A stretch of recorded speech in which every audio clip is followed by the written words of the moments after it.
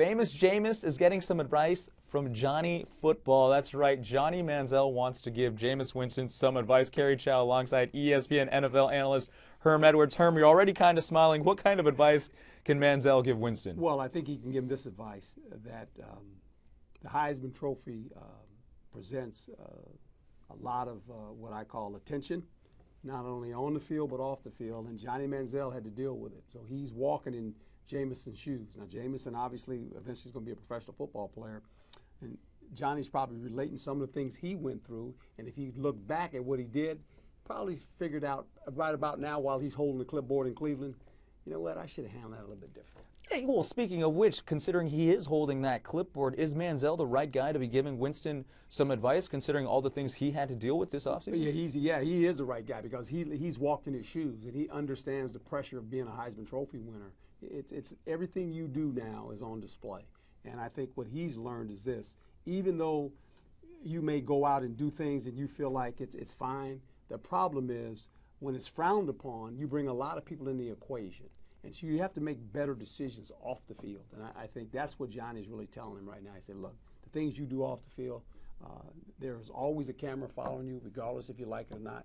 You don't have a private life anymore when you become an athlete, especially when you're a Heisman Trophy winner.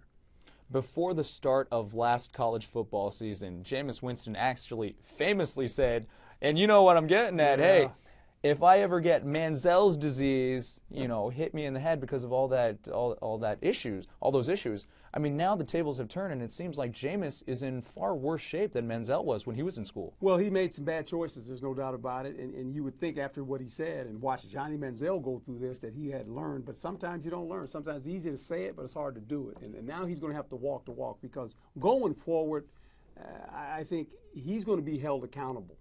Not so much by the University of Florida or Florida State, but really the National Football League. That's his next stop. Right. I mean, he is really what I call auditioning for his job right now. Regardless of what he does on the field, that's fine on the field, but what he does off the field. Remember, this guy could be maybe the first player picked, but right now that's in flux. There's a lot of people looking at this going, you know, we don't know. We don't know if we want this guy to be the face of our franchise. This season ends right now. Would you take him in the first round? Well, I mean, there's going to be some, you're not going to just discard it and say no. Because the one thing about talent always outweighs difficulties off the field. And he's had some, there's no doubt about it.